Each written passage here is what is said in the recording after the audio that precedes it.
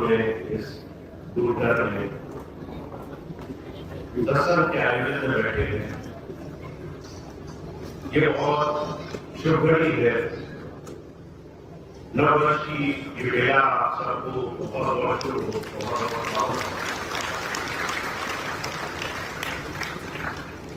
कभी आपने गौर से सोचा होगा आखिर नए साल की इतनी महिमा क्यों गाई जाती है? हमने पिछला साल गुजारा और अचानक एक तारीख बनी और हम बहुत उत्साहित हो गए, हम बहुत आनंदित हो गए कि नया साल है। नया साल न जाने क्या नया है। इस उत्साह में हर एक इंसान जी रहा है, पर कुछ दिन के बाद ये उत्साह ठंडा हो गया। आप कहेंगे नया साल फिर से वही पुराना हो गया।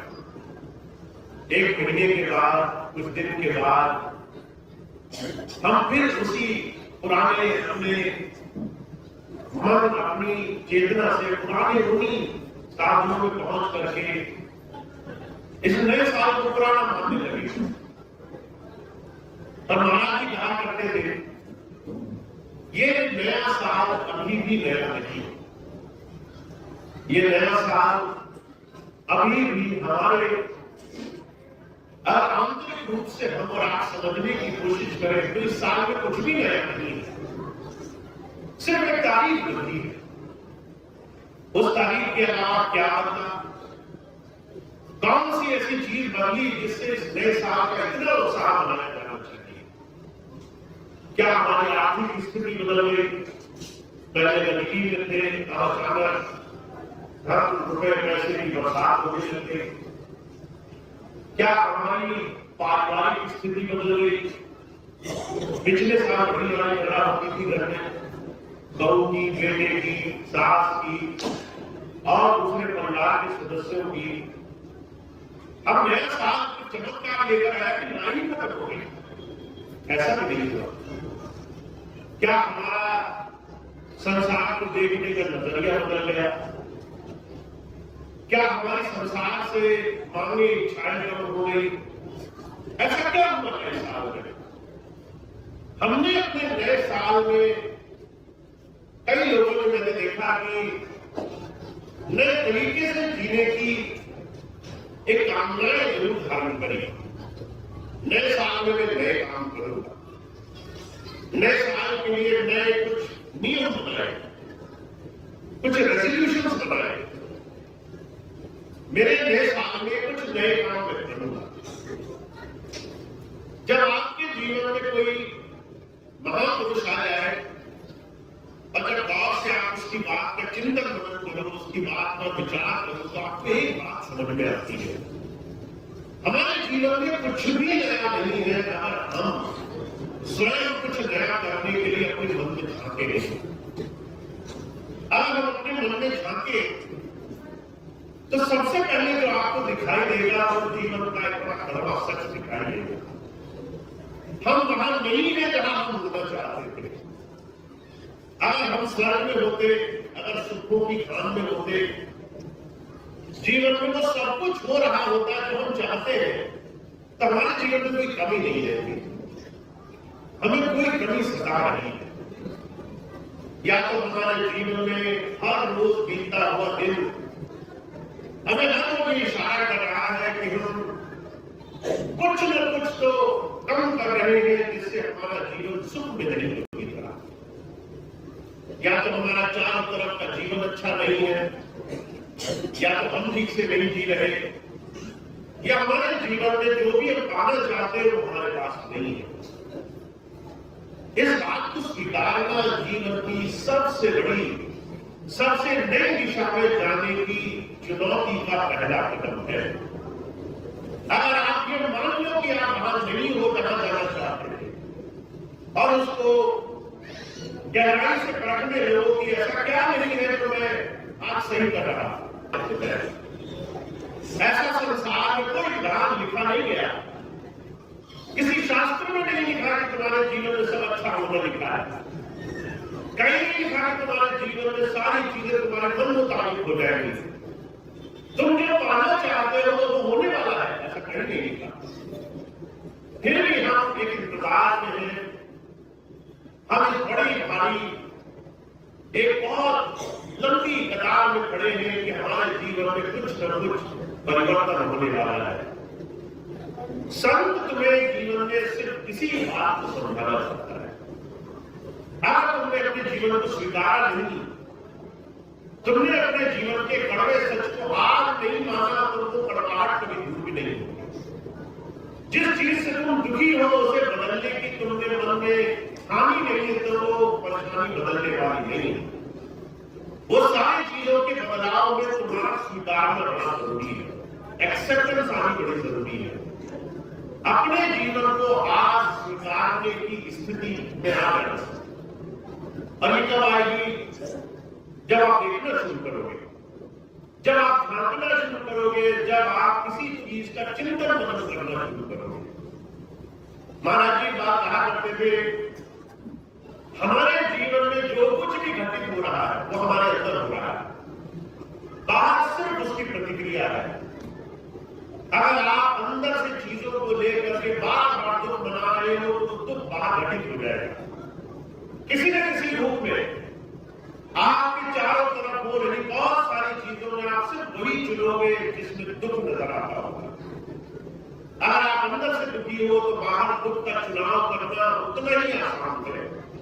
अगर अंदर दुख है तो बाहर भी आप हर जगह दुख चुनोगे। परिवार में जो काम सही नहीं हो रहा उसी की तरफ ध्यान जाएगा। पढ़ाई में जो चीज नहीं आती उसी पे ध्यान जाएगा। कारोबार में जो चीज तुम ठीक नहीं कर पा रहे उसी में ध्यान रखता रहेगा। अच्छी हजार चीजें होंगी वो तुम्हें नजर नहीं आएगी। जो इंसान अंदर से दुखी होता है उसका मन बाहर भी दुख को ही तलाश करता है। ये मन की स्थिति है। मन चाहता है जो तुम अंदर महसूस कर रहे हो उसका कारण तुम्हें नजर आ जाए। इसीलिए जो कहा करते थे, आपके जीवन में जब भी परिवर्तन आप ला सकोगे, आप अंदर से परिवर्तन ला सकोगे। अपने मन को अंदर से बदल के ही आप बदलाव ला सकोगे। और जब भी आप दिशा में चलना शुरू करोगे तो सबसे पहले 3 अवस्थाओं से आपको होकर गुजरना पड़ेगा। स्वीकृति, यानी कोई भी चीज जो आज जैसी है वैसी मान लेना। दूसरी चीज उसके लिए दृष्टि, यानी देखना, अपने अंदर झांक कर देखना। अगर अपने अंदर झांक कर देखोगे नहीं तो जो है वो दिखेगा नहीं। अपने अंदर झांकने के लिए तुम्हें साहस चाहिए। अपने अंदर झांकने के लिए तुम्हें मौन में, एकांत में बैठने की बड़ी हिम्मत चाहिए। एकांत में बैठना कोई आसान काम नहीं है। बाबा जगत सिंह जी महाराज का जीवन का वर्तमान सुना होगा आपने। बाबा जी कैसे महापुरुषों में हुए जिन्होंने ध्यान की एक ऐसी पद्धति का इजाद किया जो बहुत सरल है और बड़े साहस की बात आती है। वो पद्धति थी एकांत में, मौन में बैठकर अपने मन को देखना। जब तुम आंखें बंद करके बैठ जाते हो तो तुम्हें वो दिखना शुरू होता है जो तुम्हारे मन में हो रहा होता है। कभी आप आंखें बंद करके बैठना, इसमें कोई नाम लेना, कोई मंत्र जाप करना, कुछ ध्यान में आपको दिखेगा नहीं दिखेगा, इस सब का कोई सवाल नहीं है। कोई नामधारी है नहीं नाम लिया, इसका भी कोई लेना देना नहीं। बस आप थोड़ी देर आंखें बंद करके बैठना और आपको वो दिखने लग जाएगा जो आप देखना नहीं चाहते। जहां पर बीमारी है, जहां पर नासूर लगा हुआ है, जहां वो छुपा हुआ है, जहां पर आप आपाहित हो, जिस जगह से आप नहीं करना चाहते वो रोग दिखना शुरू हो जाएगा। महाराज कहा करते थे जहां पानी बहना बंद हो जाता है, एक जगह पानी टिक जाता है ना तो उसमें गंध आने लग जाती है। उस गंध आते हुए पानी से, उस दुर्गंध से आपको एहसास हो जाता है कि आपके जीवन में कुछ गलत घटित हो गया है।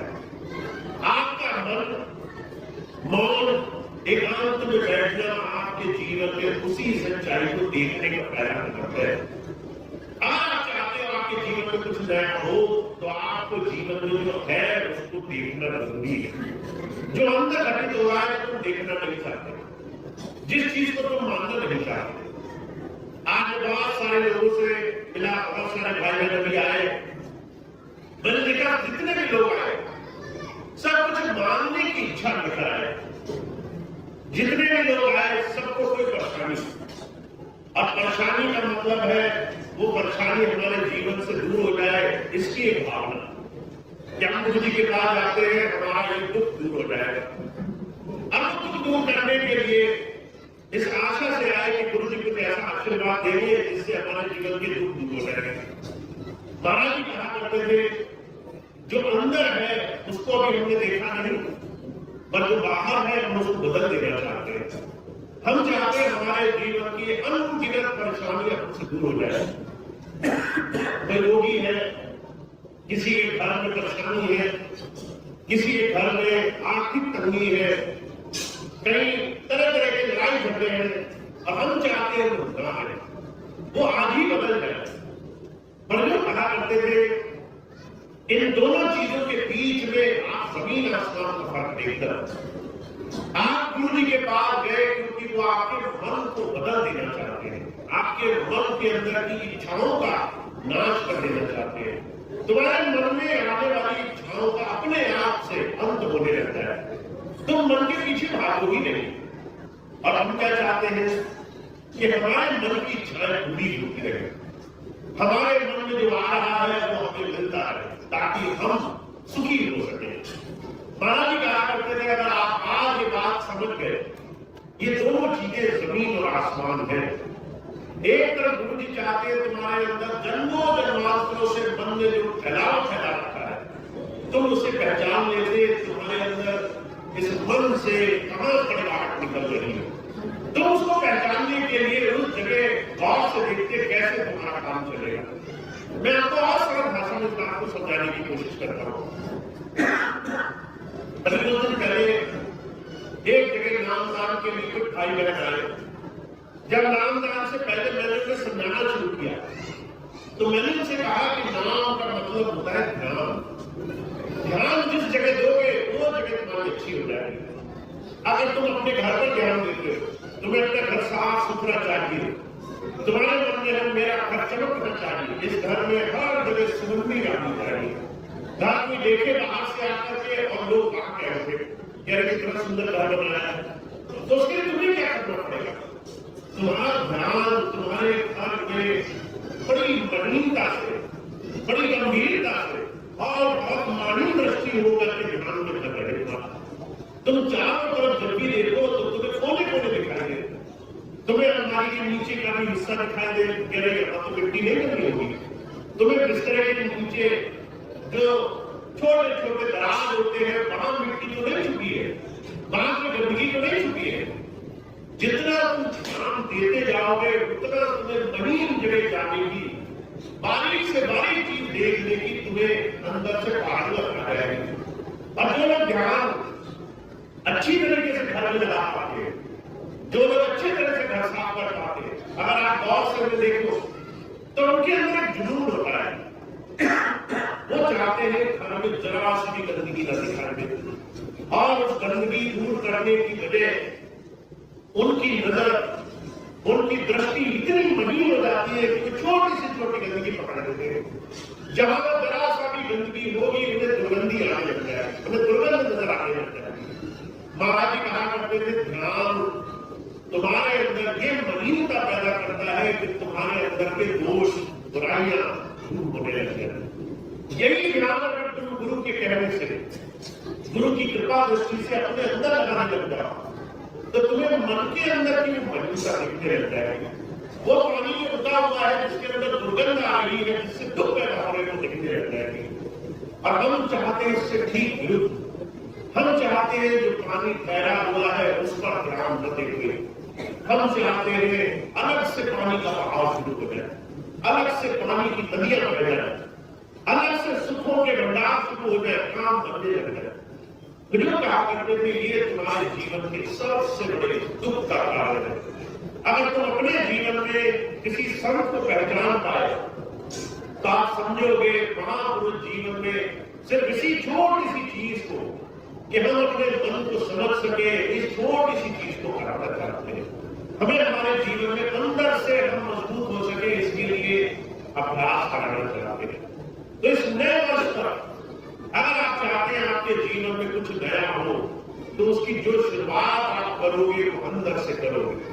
अगर आप चाहते हैं आपके जीवन में कोई चीज जो आप चाहते हो, अगर आप चाहते हो कि मेरे घर में इस बार समृद्धि ज्यादा हो, अगर आप चाहते हो लोग कम बीमार रहे, अगर आप चाहते हो बच्चे पढ़ लिख करके बहुत योग्य बने, अगर आप चाहते हो घर में लड़ाई झगड़े कम हो, अगर आप चाहते हो कि आपके जीवन में लोग आपको सम्मान की दृष्टि से देखें, कुछ भी आप चाहते हो, मुझे तो कहा करते थे इन तमाम चीजों का निवारण बाहर नहीं है, इन तमाम चीजों का इलाज बाहर नहीं है।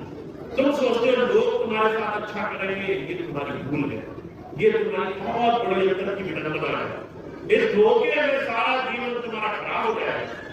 तुम्हें बस ये समझना है गुरु तुम्हें इसका क्या इलाज देना चाहता है। और मैं आपको सिर्फ एक चीज कहता हूं, अगर आपने अपने मन को साधना नहीं शुरू किया तो आपका जीवन नहीं सधेगा, आपकी बाहर की दुनिया नहीं सधेगी, आपके बाहर के जीवन में शांति नहीं आएगी। आपको अगर कुछ भी करना है तो पहले मन का इलाज ढूंढना है, और मन के इलाज की सबसे पहली तरकीब है मौन में बैठे रहना।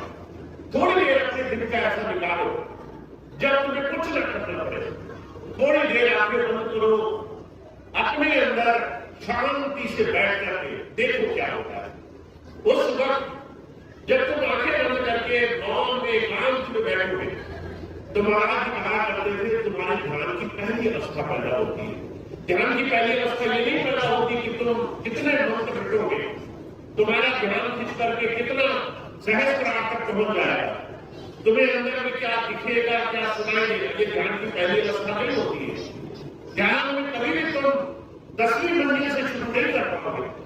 ध्यान की पहली अवस्था होती है तुम अपने साथ बैठ सकते हो कि नहीं बैठ सकते हो, कितनी देर तुम अपने साथ बिना कुछ भागे दौड़े बिना हलचल किए अपने साथ बैठ सकते हो, कितनी देर अपने मन को तुम समझ सकते हो, कितनी देर अपने मन की हरकत को बर्दाश्त कर सकते हो। तो इस नए वर्ष में मैं आपको एक छोटी सी चीज कहना चाहता हूं, अगर आप किसी भी परेशानी का इलाज ढूंढ रहे हो तो मेरे कहने से काम करना शुरू कर देना।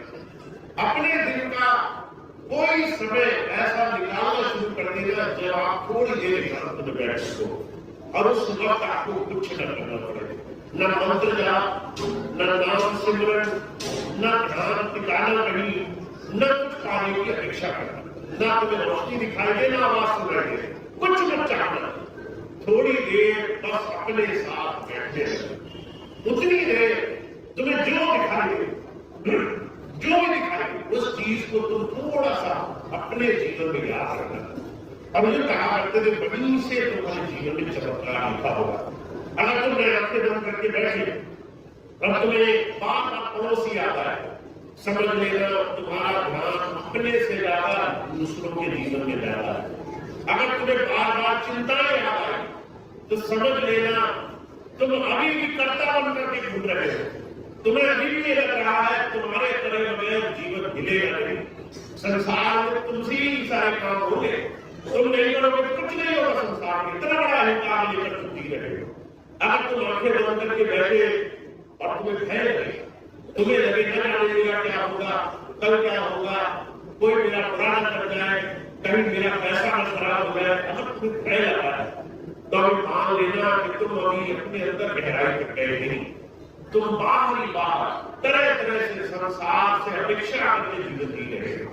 महाराज कहा करते थे तुम्हारी सारी परेशानियों का इलाज तुम्हें इस मौन में मिलेगा, और इस मौन में बैठना शुरू करना पड़ेगा। अभी कुछ देर पहले मेरे पास एक बहन जी आई, मैंने उनसे कहा बहन जी कितनी देर आंखें बंद करके बैठे, कह रही भैया जी बहुत देर काम करते हैं।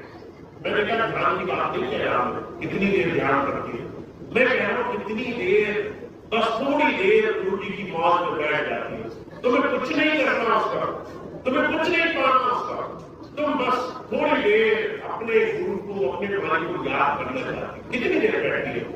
तो बहुत देर बाद में बात समझ में आई, मैं ध्यान के बारे में नहीं कह रहा, मैं ये नहीं कह रहा कि तुम कितनी देर ध्यान में क्या पाना चाहते हो, मैं बस ये कह रहा हूं कितनी देर तुम अपने आप को समर्पित कर सकते हो।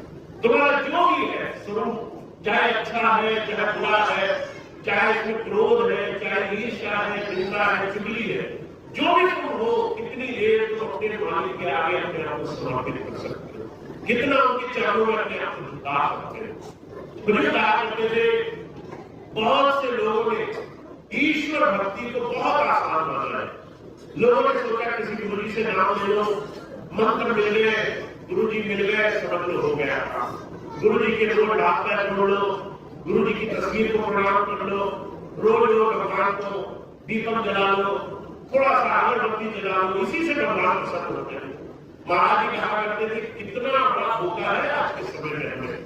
हम अपने बच्चों को भी जरा सी चीज में नहीं बहला सकते। कभी अपने बच्चों को बहलाने का, 2-3 साल का बच्चा हो, रो रहा हो, उसको बहलाने का तरीका ढूंढना और आपको सही और झूठ का एहसास हो जाएगा। उस 2-3 साल के बच्चे को बहलाने में हमारे घर झूठे गिर जाते हैं। उस बच्चे को शांत करने में, वो रोएगा, इस बात में हमें बहुत कुछ समर्पण करना पड़ जाता है। महाराज कहा करते थे हमने ईश्वर की भक्ति को उससे भी आसान माना है। हम कहते हैं परमात्मा की भक्ति को सिर्फ उनके सामने दिया जाने है, उनके आगे हाथ जोड़ने जाना है, उनसे जो है अपने मन की इच्छाओं को मान लेना है। उन्होंने कहा करते थे ये तमाम चीजें सिर्फ तुम्हारे मन के धोखे हैं। इस धोखे से जब तक तुम गुरु की आज्ञा मानकर निकलोगे नहीं, तब तक काम नहीं करोगे। तो मैं आपको इस नए साल के इस शुभ अवसर पर अगर एक चीज आपको गहराई से बता देना चाहता हूं, तो वो ये कि तुम अपने गुरु को सिर्फ आम मनुष्यों की तरह से देखकर मत करो। मुझे कहा करते थे महापुरुषों ने इस बात को तो पहली और सबसे जरूरी चीज कहकर बयान कर दिया। कहा गुरु को मानुष जानते तेल न कहिए अंध, महादुखी संसार में आगे करते बंद। तुम कह रहे हो कि मैं ईश्वर से जुड़ना चाहता हूँ, भगवान से जुड़ना चाहता हूँ, और गुरु से जुड़ सकता है, और उसी गुरु को तुम मनुष्य मान रहे हो। मनुष्य को धोखा देना कितना आसान है। अगर आप किसी इंसान को धोखे में रखना चाहो तो 2-4 झूठी तो बोलते हैं, 2-4 झूठे वादे करते हैं, 2-4 उल्टी सीधी बातें करते हैं, और सामने वाला कहीं कहीं आपकी बात पे आता है, बस धोखा दे दिया। महाराज जी कहा करते थे एक साधारण मनुष्य को धोखा दो, वो तुम्हारे धोखे को भूलता नहीं है जीवन भर, वो तुम्हारे धोखे को हमेशा याद रखता है, वो तुम्हारी गलत बात को जीवन भर नहीं भूलेगा। अब तुम कहते हो कि हम ईश्वर और गुरु जैसी ऐसी शक्ति को हम याद कर रहे हैं जो मनुष्य की नहीं है, जो मनुष्य का शरीर सिर्फ इसलिए धारण करके आया है क्योंकि हम और आप उससे बात कर सके, उसकी बात को समझ सके, उसकी बात समझकर जीवन के गहरे रहस्य को जान सके। अब फिर दूसरी तरफ हम कहते हैं गुरु जी तो ऐसे ही मान रहे हैं, जरा सा दीपक जलाना है, जरा सा तस्वीर के आगे हाथ जोड़ने हैं, जरा मत्था टेकना है। महाराज जी कहा करते थे इस नए वर्ष में इस मौके में बिल्कुल मत रहना। मैं आपको बहुत स्पष्ट कहना चाहता हूँ, जहां तुम बाहरी कर्म कांड को भक्ति मान लोगे, वही गुरु जी के पास मिला हुआ एक सुनहरा अवसर तुम्हारे हाथ से छूट जाएगा। तुम जिस दिन मन अर्पण ना करके सिर्फ सांसारिक चीजों से उसे पूजोगे, उसी दिन तुम्हारे हाथ से निकला एक अवसर जो तुम्हें मिला वो तुम्हारे हाथ से चला जाएगा। तो मैं आपको सिर्फ एक चीज कहना चाहता हूँ, आपके पास एक सुनहरा अवसर है अपने मन से उस ईश्वर की भक्ति में लगने का, अपने मन से समर्पण धारण करने का, अपने मन से स्वीकारने का कि मैं अभी लेन देन, अभी कारोबार में लगा हुआ हूं, गुरु जी से लेना देना है मेरा, मैं गुरु जी के पास जाता हूँ और उनसे कुछ लेना चाहता हूँ, और मेरे मन में आशा रहती है कि एक तरफा सौदा है, मैं ले लूंगा और बदले में वो कुछ नहीं मांगेंगे। ऐसे हम आशा लेकर जाते हैं। पर महाराज जी कहा करते थे कि कितनी भारी कल्पना है इस नए वर्ष के अवसर पर हम सोचे जहां संसार में बिना लिए कोई कुछ दे देता है, गुरु जी बिना कुछ लिए तुम्हें कुछ दे देंगे। ये सोचना इस नए वर्ष में आपकी सबसे बड़ी भूल रही। तो मैं आपको एक चीज बता सकता हूँ, तो ये कि अपने जीवन में गुरु से जुड़ा कैसे जाता है। इस साल हम इस छोटी सी बात को गहराई से समझने लग जाए, खुद समझने लग जाए, थोड़ा सा गुरु की बात को सुने और उसका चिंतन समझ करें।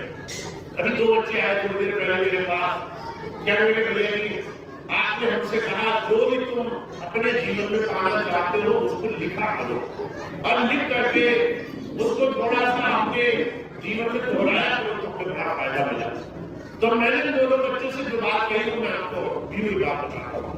मैंने उनसे कहा कि जब तुम थोड़ी देर अपने ईश्वर को अपने गुरु को याद करोगे और तुम्हारे मन में जो भी विचार निकले उन विचारों पर तुमने चिंतन कर लिया, मनन कर लिया, अपने गुरु के बीच में तुम्हारे मन की स्थिति को थोड़ा सोच विचार दिया तो तुम्हारे जीवन में दुखों का इलाज तुम्हें सुन में आने लगेगा। आप उदाहरण देकर समझो, आप आपके मंदिर पे बैठे, आप खड़े, गुरु जी मुझे बड़ा गुस्सा आ रहा है, और जब आपने आंखें खोली तो आपने उस भाव पर चिंतन किया कि बताओ मैं तो स्वामी जी के पास जाता हूँ और इतने सालों बाद मेरा गुस्सा आपको ठीक नहीं हुआ, स्वामी जी मुझे कुछ देंगे तो कैसे देंगे, मेरा मन इतना गुस्से से भरा हुआ है और मैं इतना कहता हूँ कि गुरु जी मैं तुम्हारी सेवा कर रहा हूँ, तुमसे बड़ा प्रेम कर रहा हूँ, अब मेरे अंदर की एक छोटी सी चीज में छोड़ने को तैयार नहीं हूँ, मैं गुस्से में जल रहा हूँ, मैं लोगों से इतनी अपेक्षाएं कर रहा हूँ, लोगों में इतना बना हुआ हूँ कि मेरी एक बात न माने तो मेरा गुस्सा सामने आसमान तक पहुंच जाता है। महाराज कहा करते थे चिंतन तुम्हें इस गहरी समझ के साथ जुड़ेगा, कैसे तुम अपने मन और गुरु की शिक्षा के बीच का एक छोटा सा भेद समझ पाओगे। तो मैं आपको हर एक चीज कहकर बताने की बजाय छोटा सा इलाज देता हूँ। जब भी आनंद करके बैठना, मन में जो मुझे उसको याद रखना, उस पर चिंतन करना। जैसे चिंतन करोगे स्वामी जी के साथ बताया हुआ समय और उनसे कुछ पाया या नहीं पाया या आज तक सिर्फ कहते ही रहे, इस बात पर मुझे सही सही अंदाजा होने लगता है। कबीर साहब से 600 वर्ष पहले इस बात को कह रहे हैं, कहते हैं करते नहीं, मुंह के बड़े लवार, तिनके मुख काले होंगे साईं के दरबार। अगर हम कह रहे हैं और वही चीज हम कर नहीं रहे, अगर जमीन आसमान का फर्क है तो आप समझ लीजिए हमारे जीवन में हम जो पाना चाहते हैं उससे बहुत दूर है, उससे बहुत दूर हमारा जीवन चल रहा है। तो आप सिर्फ एक छोटी सी चीज पर ध्यान रखो, हमारे जीवन में हमारी करनी कठिन एक जैसी होने लग गया है। हम गुरु जी के पास गए तो हमारे मन में भावना उस तरफ जुड़ने लगता है, हम सच्चे दिल से उन्हें याद करने लगते हैं, कुछ परिवर्तन करने लगते हैं। तब ये नया वर्ष, ये नया साल, ये नई शुरुआत हमारे जीवन में नए तरीके से असर करेगी, हमारे जीवन में गुरु से जुड़ने का नया रूप हमारे जीवन में आ जाएगा। तो आप बहुत भाग्यशाली हैं, इस बात का ध्यान रखें। आपको जो सुनहरा अवसर मिला वो सुनहरा अवसर आपको बहुत आराम से नहीं मिलेगा। अभी आप देखिए, इस बात को मैं कहना नहीं चाहता, ये आपके लिए बहुत आसानी का, बहुत स्वतंत्रता का अवसर है। आप बैठे हैं, आप सुन रहे हैं और उसके बाद आपको ये मौका भी है कि आप उस पर चिंतन कर सकेंगे, विचार कर सकेंगे। अगर अच्छी बात लगेगी तो उस बात को जीवन में अपनाने की कोशिश कर सकेंगे। दुनिया में हर एक जीव को ये आसानी, ये सुविधा हासिल नहीं है। अभी ये पशु आया सामने, देखो कितने लोग पीछे पड़ गए, जब तक निकाल नहीं लिया तब तक चैन नहीं आया, तब तक मन को सुकून नहीं आया, जब तक बाहर नहीं छोड़ा तब तक लगे रहे कि किसी तरह से उसे बाहर निकाल दे। सोचो तुम यहाँ बैठे हो, 1 घंटे से किसी ने छेड़ा नहीं तुम्हें, ये तुम्हारे लिए बहुत बड़ी आजादी है, इसको बेकार मत करो।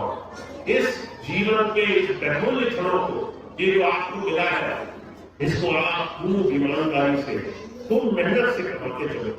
अभी कुछ दिन पहले की मैं छोटी सी घटना बताता हूँ। एक सत्संगी था, रात को सोते सोते उसके प्राण निकल गए। उसके घर वाले आए, बहुत दुखी परेशान, कहने लगे हमें बता कर जाते। मैंने कहा अगर तुम्हें बता कर जाते तो तुम क्या करते, मुझे ये बताओ। आज ये तुम्हारे सामने प्राण छोड़ते और तुम्हें बता कर जाते तो तब तुम क्या करते? तुम्हें शायद आशा होगी कहीं बड़ा धन बता कर जाते तुम्हें कि हम जा रहे हैं, देखो इतना बचा कर रखा, ये तुम निकाल लेना और राजाओं की तरह जीना, शायद ये तुम्हारी इच्छा रही होगी। पर तुम बताकर जाते तो तुम क्या करते? तुम अभी कुछ नहीं करने को तैयार हो, तुम उनके जाने के बाद क्या कर लोगे? तुम सिर्फ भूल में हो कि तुम कुछ कर रहे हो संसार में, तुम ये मानने को तैयार नहीं कि तुम्हारे जीवन में तुम एक पत्ता नहीं हिला पा रहे, तुम्हारे करने से कुछ नहीं हो रहा। उसके बावजूद भी अहंकार इतना कि कोई तुम्हारी बात न माने तो तुम्हारा मन टूट जाता है, कोई तुम्हारे हिसाब से न चले तो तुम्हारे जीवन के रस खत्म हो जाते हैं। तुम कहते मेरे जीवन में बचा ही क्या, कोई मेरी बात नहीं सुनने को कहता। बुजुर्ग कहा करते थे अगर गुरु तुम्हें इस सत्य न दिखाए तो तुम इस सत्य को मानोगे नहीं कि तुम गुरु का होने के बाद भी संसार को अपने गुलामों की तरह देखना चाहते हो। तुम्हें लगता है जो मेरे हिसाब से चलेंगे तभी मुझे मजा आएगा, तभी जीवन मेरा सुखमय होगा। अगर लोग तुम्हारी नहीं मानेंगे तो तुम्हारा जीवन जीने योग्य नहीं है, तो उसमें बचा ही क्या जीने के लिए, लोग मेरे लिए नहीं है, कोई मेरे आगे पीछे नहीं दौड़ रहा है। तो जो कहा करते थे इस भूल को जितनी जल्दी मिटा सको उतनी जल्दी गुरु के होने लग जाओगे। और अगर ये भूल ही नहीं छोड़ी तो आप समझ लीजिए जीवन में हम सिर्फ अंधेरे में दौड़ लगा रहे हैं। जैसे अंधेरे में दौड़ लगाने वाले आदमी को नहीं पता होगा अगला कदम कब दीवार से टकरा जाएगा, ऐसे ही आप और हम जिन इच्छाओं को मानते मानते जीवन जी रहे हैं कि मेरे को ये मिल जाए, वो मिल जाए, ये मेरी बात माने, वो मेरी बात माने। मैं आपको इस नए साल में सबसे मुक्ति की तरफ जाने की एक छोटी सी अपील करना चाहता हूँ। छोड़ दो ये सारी चीजें, आपकी कोई ना बात माने तो भी तुम सुखी रहोगे, कोई तुम्हारे हिसाब से नहीं चलेगा तो भी तुम्हारा जीवन उतना ही सुंदर है, कोई तुम्हारी बात नहीं मानेगा तो भी तुम घटोगे नहीं, तो भी तुम्हारे जीवन से एक रत्ती बराबर कुछ जाएगा नहीं।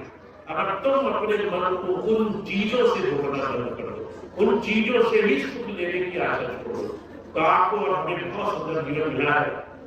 पर हमें इस मन के पीछे भागना छोड़ना चाहिए। हमें अपनी इच्छाओं को पूरी कराने के लिए बार बार गुरु जी के पास जाना छोड़ना चाहिए। हम बार बार कहें गुरु जी हमारे काम कर दो, ये कितनी बुरी बात है। हम सोचते हैं कि हमारा बस काम बन जाए, यही गुरु जी का हमसे लेना देना रहा होगा। गुरु जी इतनी दूर चल रहा है इसलिए कि हमारा काम बन जाए, और अगर वो काम नहीं करे तो गुरु जी नहीं, तो गुरु जी तो बेकार है, तो गुरु जी किसी काम के नहीं, काम नहीं बना रहे हमारे, हम फिर दूसरा कुछ ढूंढने लगेंगे। मुझे कहा करते थे अगर तुम गौर से देखो कितने बड़े स्वार्थ का नजरिया है, लेन देन छुपा है इसमें, इतना गहरा लेन देन छुपा है। अगर तुम्हारा लेना न सिद्ध हो तो तुम सामने वाले को बर्दाश्त नहीं कर पाओगे, तुम सामने वाले के पास बैठ नहीं पाओगे। महाराज जी इसी मन की स्थिति को दर्शाना चाहते हैं। हम सब मन के गुलाम हैं, मन पर हमने जरा सा भी कुछ लगाना शुरू नहीं किया, मन को साधना नहीं शुरू किया, मन को लगाम लगानी नहीं शुरू की। हम मन की हर एक इच्छाओं के पीछे दौड़ रहे हैं। इस नए साल में अगर तुम कुछ चाहते हो तो इस मन को शांत करना शुरू करो, इस मन को मौन में बिठाना शुरू करो।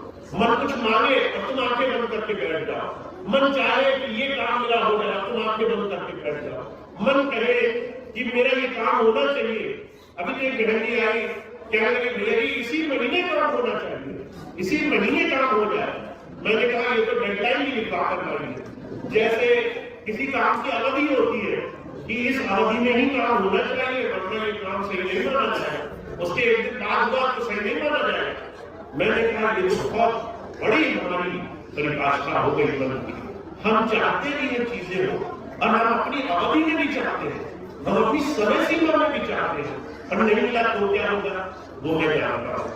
आपका अगर एक मन का काम नहीं बनेगा तो आपके मन में इतनी उथल पुथल होगी, इतनी हलचल होगी, आप बर्दाश्त नहीं कर पाओगे। इस मन को बर्दाश्त करना शुरू करो, इस मन को साधना शुरू करो, इस मन की हर एक इच्छा के पीछे दौड़ना बंद करो। ये मन जो जो चाहता है इसको थोड़ा लगाम लगाना शुरू करो। अगर मन पर लगाम नहीं लगाई तो गुरु पद पर चलना बहुत मुश्किल हो जाएगा। गुरु से कुछ पाना, गुरु कुछ दे रहा होगा, उसका मान रखना बहुत मुश्किल हो जाएगा। तो नए साल में मैं अगर कुछ भी आपको दे सकता हूँ तो ये कि अपने मन को टटोलना शुरू कीजिए, अपने मन को एकांत में, अपने मन को मौन में बिठाना शुरू कीजिए। आप गुरु की बात पर चिंतन करना शुरू कीजिए। आज मैंने हजारों बातें बोली हूँ, कम से कम 5 बातें ऐसी है जिस पर चिंतन करना। शाम की चाय तभी मिलेगी जब इन 5 चीजों का चिंतन कर लेंगे, और अगर उससे पहले तुमने शाम की चाय पी तो समझ लेना कि तुम्हारा आज का दिन चला गया। तुम्हारा एक मौका था इधर की गुरु पद की कुछ चर्चा कर सकते थे पर तुमने बाहर से जाने नहीं, तो जो कहा करते थे चिंतन का समय निकालो, गुरु क्या कह रहा है उस पर क्या मैं समझा, इस बात को मैं कैसे अपने ऊपर लागू करूंगा, मैं कैसे अपने जीवन में गुरु जी की बात से कुछ कमा पाऊंगा। इसके लिए चिंतन मनन करो, क्योंकि जिस बात चिंतन नहीं की जाती है, जिस बात पर विचार नहीं किया जाता है, जिस बात को ऐसे ही छोड़ दिया जाता है, वो तुम्हारे हाथ से निकल जाती है। उस बात को तुमने सुना अनसुना ऐसे ही रह गया, वो बात तुम्हारे हाथ से निकल गई। तो आपको मैं एक ही चीज कह सकता हूँ, आप इस समय का लाभ उठाओ, क्योंकि इस समय आपको बहुत सीमित मात्रा में मिल रहा है। ये समय ऐसा नहीं है कि असीमित है। पहले आपको हर महीने सत्संग मिलते थे, अब सारे सत्संग लोग आपके काट रहे हैं, कोई ना कोई आपका सत्संग ले जाता है।